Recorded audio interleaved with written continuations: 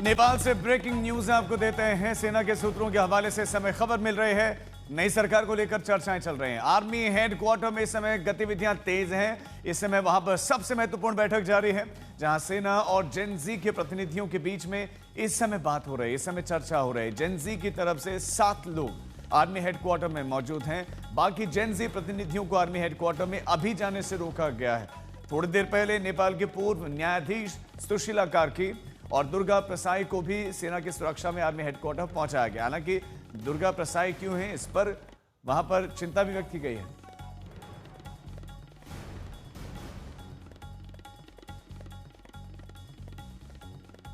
और army headquarter Kathmandu से इस समय सुमित चौधरी हमारे साथ जुड़ गए हैं। सुमित, क्या कुछ हलचल चल रहे हैं इस समय नेपाल में और आर्मी हेडक्वार्टर में?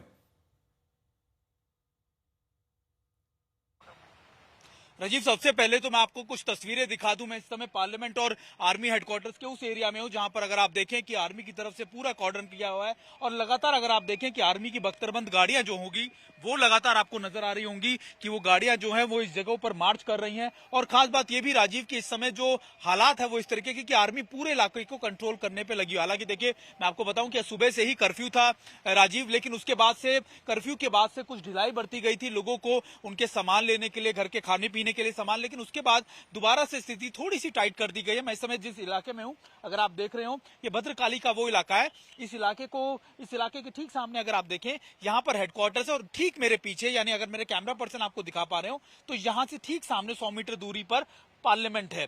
और इस पूरे एरिया को, यानी जो मेन रूट्स हैं, इनको कॉर्डन कर दिया गया है। इनको लगातार आप कह सकते हैं कि स्क्रूटनाइज किया जा रहा है। यहाँ पर लगातार पेट्रोलिंग ज्यादा बढ़ाई जा रही है और ऐसे धीरे धीरे इलाकों में, दूसरे इलाकों में भी आर्मी की मूवमेंट बहुत तेजी से बढ़ाई जा रही है। एक तरफ मीटिंग चल रही है लगातार, जिसको लेकर कंसेंसस बन रहे हैं कि आखिरकार जो इंटरिम गवर्नमेंट होगी उस पर किस नाम को सहमति मिले, लेकिन दूसरी तरफ आर्मी की तरफ से लगातार जो तैयारियां हैं उसका नजारा आज तक आपको दिखा रहा है। और ये दिखा रहा है कि इस समय हालात हालांकि सामान्य है, लेकिन आर्मी की तरफ से अगर आप देखें, जो पेट्रोलिंग है वो हर इलाके में इस तरीके की जा रही है। अनाउंसमेंट किया जा रहा है कि आप अपने घर से ना निकले, अगर आप जरूरी ना हो तो अपने घर से अभी ना निकले। लगातार इन इलाकों के अंदर सफाई का काम चल रहा है। खुद जो कई जो जेनजी ऑर्गेनाइजेशन है उनकी तरफ से सुबह सुबह हमने देखा कि कई जगहों से सामान हटाए गए।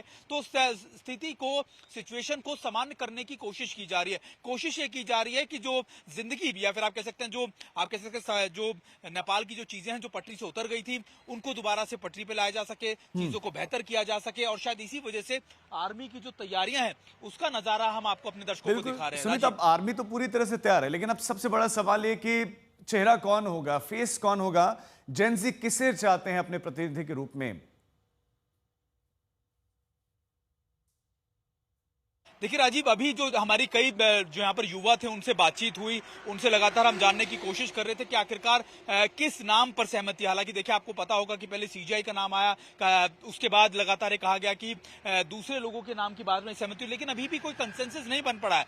अभी सबसे बड़ी दिक्कत यह है कि जेनजी हर नाम के लिए ग्रुप अलग अलग नाम चाहता है। शायद इसी वजह से मुझे लगता है कि अभी और वक्त लगेगा। और वक्त लगने का सबसे बड़ा कारण यह है कि नाम बहुत है, लेकिन एक किसी नाम के ऊपर सहमति नहीं है। लेकिन उसी बीच आर्मी की तरफ से पूरी कोशिश की जा रही है कि जो सिविल एडमिनिस्ट्रेशन के जो कामकाज हैं, जो लगातार यहाँ पर जो आप कह सकते हैं कि जो स्थिति बिगड़ी थी, जो बिल्डिंगों में आग लगाई गई थी, जो लगातार हम देख सकते हैं गाड़ी जली हुई गाड़ियां हैं, दूसरा मलबा है, उनको सड़कों से हटाया जा सके। जो सामान्य जीवन है, जो टूरिस्ट आप कह सकते हैं कि वो यहाँ पर आ सके। आज सुबह भी कई फ्लाइट्स लैंड की है, खासतौर पर काठमांडू में। और कोशिश ये की जा रही है कि जो लोग यहाँ फंसे हुए हैं उनको भी निकाला जाए। तो निश्चित तौर पर कई मल्टीपल आप कह सकते हैं कि लाइन्स में या फिर कई फेजेस के अंदर काम चल रहे हैं। लेकिन सबसे महत्वपूर्ण यह है कि एक तरफ लगातार बातचीत की कोशिश की जा रही है कि इंटरिम गवर्नमेंट का फेस कौन होगा, सरकार कैसे चलेगी। इससे पहले भी आज सुबह हमने देखा कि जेनजी की तरफ से कहा गया कि प्रायोरिटी क्या होगी, सरकार ऐसी हो जो निष्पक्ष और लोगों के काम करे। तो ऐसी कई प्रमुखता या फिर आप कह सकते हैं प्रायोरिटीज रखी गई। संसद में बिठाने के लिए प्रतिनिधि के चयन के लिए चर्चा चल रही है, लेकिन सुमित, संसद तो जला दी गई है।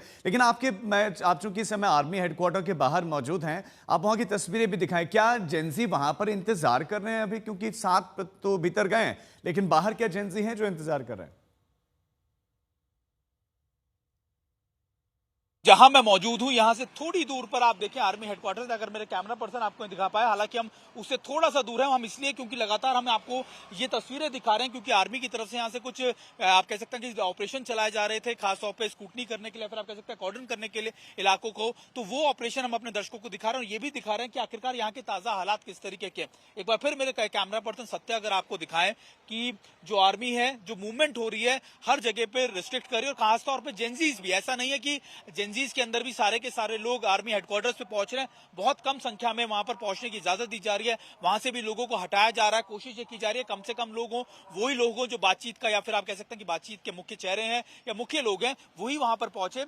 लेकिन उसी बीच जिंदगी को सामान्य करने की भी कोशिश की जा रही है और यही तस्वीरें हम लगातार अपने दर्शकों को दिखा रहे हैं। राजीव, बिल्कुल सुमित, आप बने रहे हमारे साथ, आपके पास हम लौटते हैं। कैसे नेपाल धुआं धुआं हो गया, नेपाल के प्रमुख जगहों को जला दिया गया, अब संसद में कौन बैठेगा, कौन होगा फेस, उस संसद को अभी जला दिया गया।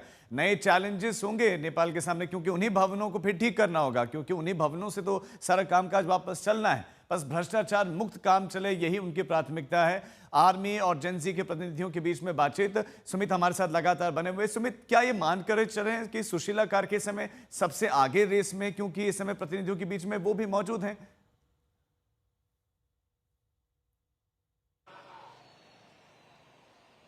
सुमित,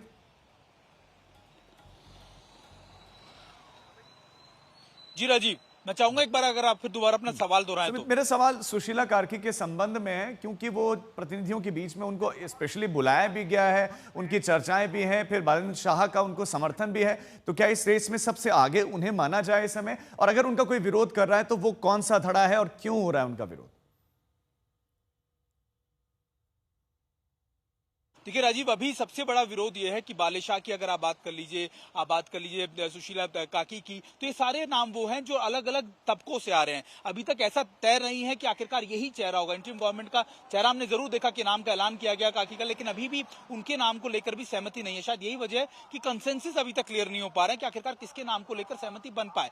लेकिन मैं आपको इतना बता दूं कि कोशिश ये की जा रही है कि जो चेहरा हो वो इंटरिम गवर्नमेंट का हो, थोड़े दिन के लिए हो और तुरंत जल्दी से जल्दी इलेक्शन किए जा सके। अगर आप देखें आज सुबह भी जो जेनजी की तरफ से जो प्रेस नोट जारी किया गया था या जो उन्होंने मांगे की हैं, उसमें उन्होंने साफ तौर पर कहा था राजीव कि उनको चाहिए कि ना तो आर्मी टेक ओवर कर ले पूरी तरीके से और ना ही वो चाहते हैं कि कोई एक ऐसा चेहरा हो जो इसको डोमिनेट करे।